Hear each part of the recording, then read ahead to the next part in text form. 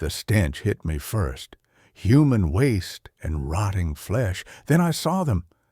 6 kids chained to the wall like animals, starved to skin and bone. One small body is already cold in the corner, and the sick bastards had installed soundproofing so perfect that those children would have screamed for years and nobody would have heard them. Nobody except that mangy stray dog that wouldn't stop following us.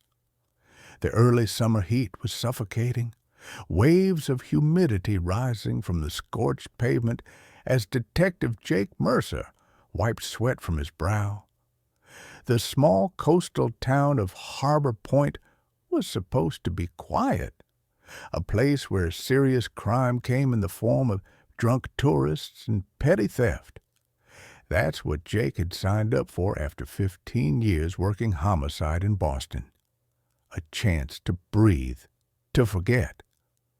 Detective Olivia Chen sat beside him on the precinct steps, scrolling through case files on her tablet. She'd transferred from San Francisco 6 months ago. Another big city cop looking for peace in this sleepy tourist town. They both knew better now. You think Patterson's going to approve our request for more patrol units? Olivia asked, not looking up from her screen. Jake took a swig from his water bottle. Chief hasn't approved an overtime request since 2018. Don't hold your breath.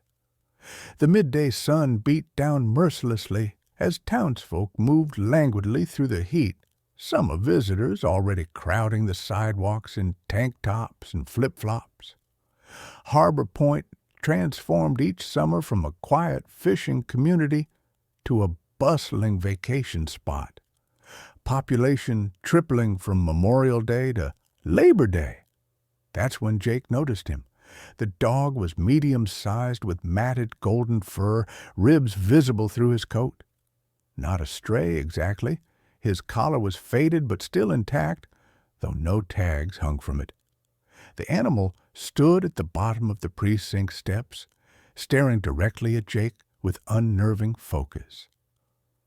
"That dog's been hanging around for days," Olivia commented, finally looking up from her tablet.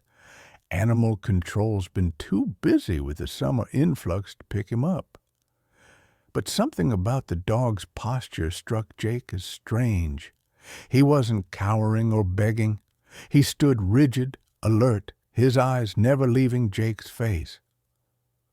"There's something off about that dog," Jake murmured. Olivia snorted. "It's probably just hungry. You're getting paranoid in your old age, Mercer." The dog suddenly barked, sharp, authoritative, demanding attention. Then he took several steps away, turned back to look at them, and barked again. "I think he wants us to follow him," Jake said, standing. "You're not serious." But Jake was already descending the steps. "Something's not right. I can feel it." "Your Detective Sixth Sense again?" Olivia rolled her eyes but followed. "This better not be another raccoon stuck in a dumpster situation." The dog watched them approach, then turned and trotted down the street, stopping every few yards to ensure they were following. It moved with purpose, navigating through the crowded streets and away from the tourist district, leading them deeper into the residential area where sprawling summer homes gave way to more modest year-round residences. As they walked, the streets became quieter, less maintained. The dog picked up pace, occasionally looking back as if to say, "Hurry up." "We're heading toward the old lakeside industrial park," Olivia noted as they turned down a cracked asphalt road. "Nothing's been active there for years."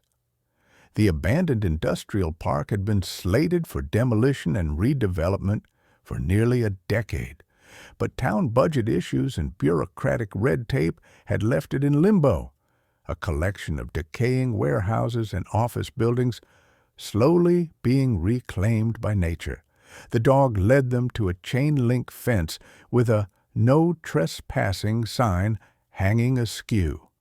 Without hesitation, it slipped through a gap where the fence had been cut. "I don't like this," Olivia said, her hand instinctively moving to her holstered weapon. "Me neither," Jake agreed, pulling out his phone. "But that dog knows something." The dog was now standing 30 feet ahead, still watching them expectantly. "This is insane," Olivia muttered, but she followed Jake through the fence gap. The industrial park felt eerily silent despite the birds and insects that had made it home. Wild grass grew knee-high between buildings, and ivy crawled up brick walls.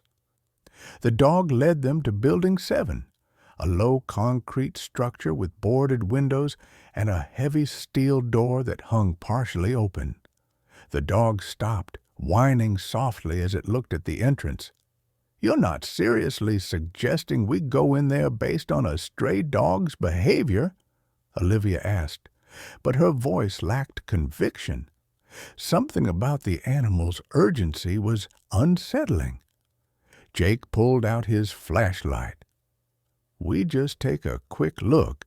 If it's nothing, we can finally call animal control for our four-legged friend here." The steel door creaked as they pushed it wider, revealing a cavernous space filled with shadows. The air inside was stale and hot, carrying an underlying scent that made Jake's stomach turn. Years of police work had taught him to recognize that smell. "You smell that?" he asked quietly. Olivia nodded, her expression grim as she drew her weapon. Death. They moved cautiously through the warehouse, flashlight beams cutting through dust and darkness. Metal shelving units stood like skeletons throughout the space, most empty, some holding abandoned equipment. The dog had followed them inside and now darted ahead, stopping at a metal door in the back wall. It scratched frantically at the door, whining with increased urgency. Jake approached slowly, Olivia covering him from a few steps behind. The door was secured with a padlock, but as Jake examined it closer, he noticed something. "This lock is new," he whispered. "Everything else in this place is rusted to hell, but this was placed recently." A muffled sound came from behind the door, so faint it might have been imagination. "Did you hear that?" Olivia whispered. Jake nodded, his heart pounding. "We need to get this door open." "I'll call for backup," Olivia said, reaching for her radio. Just then, they heard the distinct sound of a vehicle approaching outside. "Someone's coming!" Jake hissed. The dog growled, hackles rising as it stared toward the entrance. Jake pulled Olivia behind a large shelving unit, both officers drawing their weapons as they peered through the metal framework. 2 men entered, one tall and thin, the other stocky with a shaved head. Both carried duffel bags. "I'm telling you, someone was here," the stocky one said, his voice echoing.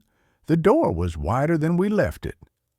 "Probably just kids," the taller one responded dismissively. "Let's just check on the merchandise and get out." "This heat is killing me." The word merchandise has sent ice through Jake's veins. He exchanged a glance with Olivia, who nodded grimly. The men approached the locked door, the taller one pulling out a key. As he unlocked the padlock, the dog suddenly lunged from the shadows, barking furiously as it charged toward them. "What the fuck?" the stocky man shouted, dropping his bag and reaching inside his jacket. "Police! Hands where I can see them!" Jake shouted, emerging from cover with his weapon trained on the men. Everything happened in seconds. The stocky man pulled a gun, firing wildly as the dog latched onto his arm. Olivia returned fire as Jake dove for cover. The taller man bolted for the exit as Olivia's shot caught the stocky man in the shoulder, sending him crashing to the floor. "HPPD, drop your weapon!" Olivia shouted as Jake scrambled to his feet to pursue the fleeing suspect. Outside, the blinding summer sun momentarily disoriented Jake as he burst through the door. He caught a glimpse of the tall man rounding the corner of the building and sprinted after him. The chase was brief, the suspect's longer legs giving him an advantage until he tripped on an exposed pipe, crashing hard onto the cracked pavement. Jake was on him instantly, knee in his back as he cuffed him. "You don't understand," the man was babbling. "It's bigger than us. They'll kill me if they find out." "Shut up," Jake growled, hauling him to his feet. "You can tell it to the judge." Back inside, Olivia had the stocky man subdued, blood seeping from his shoulder wound as she applied pressure with one hand, her radio in the other, as she called for backup and emergency services. The dog sat nearby, panting heavily but seemingly uninjured. "The door," Jake said, nodding toward the still-locked room as he secured his prisoner to a sturdy pipe. "We need to see what's behind it." Using the key they'd confiscated from the taller suspect, they opened the padlock with trembling hands. The smell that wafted out made both detectives recoil, a mix of human waste, unwashed bodies, and something worse. Jake's flashlight illuminated the nightmare within. The room had been converted into a makeshift cell. 6 children, the oldest maybe 13, the youngest no more than 7, huddled against the far wall, blinking painfully in the sudden light. They were filthy, malnourished, some bearing visible bruises and restraint marks on their wrists and ankles. "Oh, my God," Olivia whispered, tears forming in her eyes. One of the children, a small boy with matted dark hair, looked up at them with hollow eyes. "Are you real police?" he asked, his voice barely audible.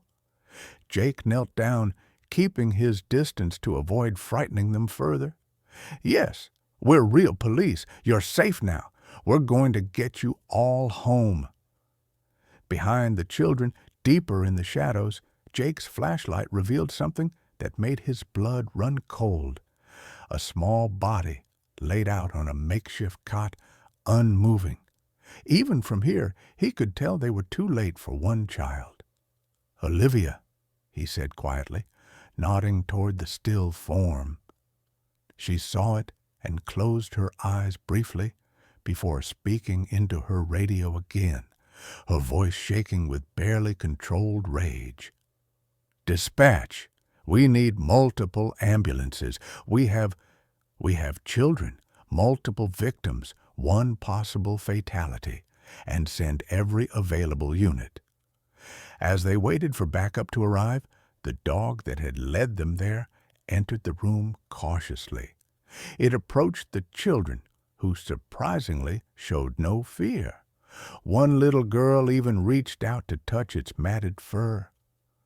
"That's Max," the dark-haired boy said. "He used to come see us through the vent." He pointed to a small air duct near the floor.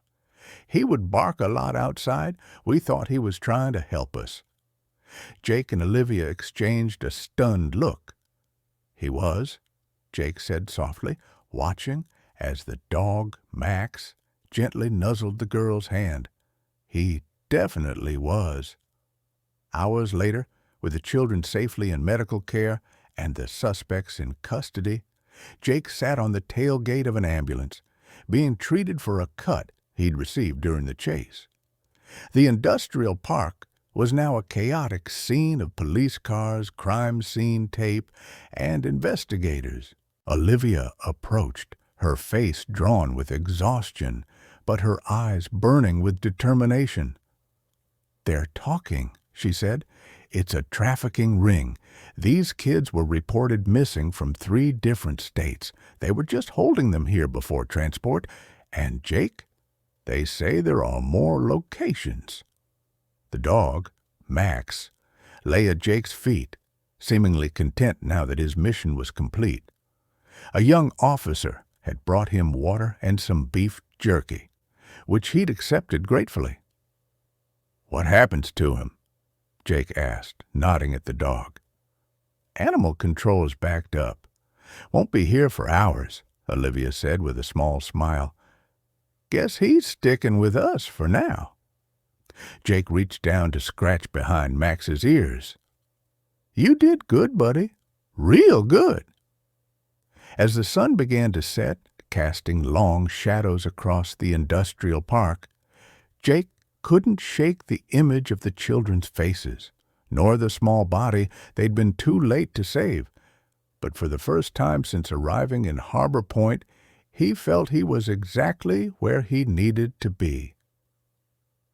"You know," he said to Olivia as they watched the crime scene techs work, "I think I'm going to need a new partner." She followed his gaze to Max, who was now sleeping peacefully, his mission complete. "I think that can be arranged," she replied. "After all, he's already proven he's got better instincts than half the department." Jake nodded, a mixture of grief and purpose settling in his chest. The peaceful town he'd sought didn't exist, not while monsters hid in plain sight. But now he had a new mission and an unlikely partner who had shown him that sometimes help comes from the most unexpected places. And somewhere in the gathering darkness, other children waited to be saved.